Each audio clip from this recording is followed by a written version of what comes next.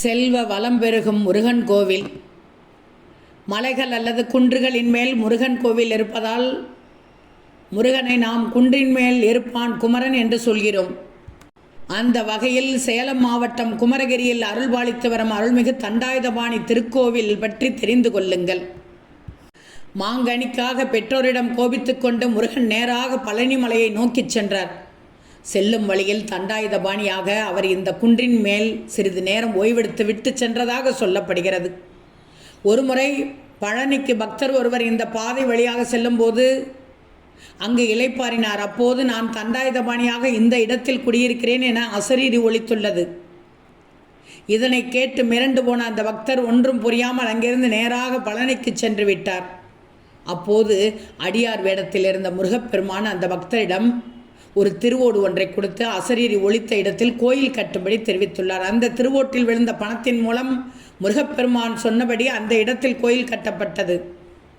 மாம்பழத்திற்காக கோபம் கொண்டு சென்ற முருகன் தங்கிய இடம் என்பதால் அந்த இடத்தில் பிரதானமான பிரசாதமாக மாங்கனி வைத்து வணங்கப்படுகிறது. இந்த முருகனின் அருளால்தான் சேலம் பகுதியில் மாம்பழம் உற்பத்தி சிறந்து விளங்குவதாக நம்பப்படுகிறது. தண்டாயுதபாணி கோவிலில் விபத்தில் அடிபட்டவர்கள், மருத்துவமனையில் அவசர சிகிச்சையில் இருப்பவர்களின் உறவினர்கள் திரிசதை அர்ச்சனை என்ற பெயரில் ஒரு பூஜையை செய்கிறார்கள். இந்த கோயிலில் இருந்து கிடைக்கும் விருச்சிப்பூவில் சந்தனம், பன்னீர் கலந்து இந்த அர்ச்சனையானது செய்யப்படுகிறது. பாதிக்கப்பட்டவர்கள் விரைந்து குணமடைகிறார்கள்.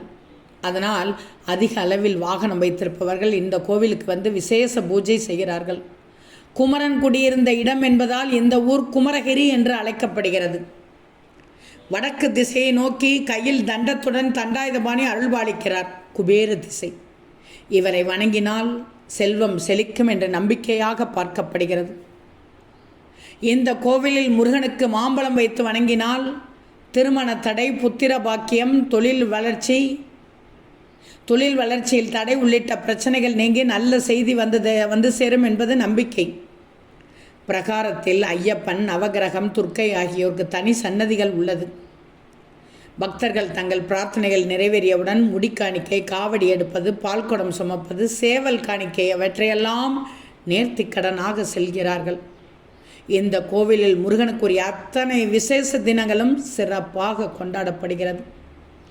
வாய்ப்பு கிடைத்தால் நீங்களும் ஒருமுறை சென்று வாருங்கள்.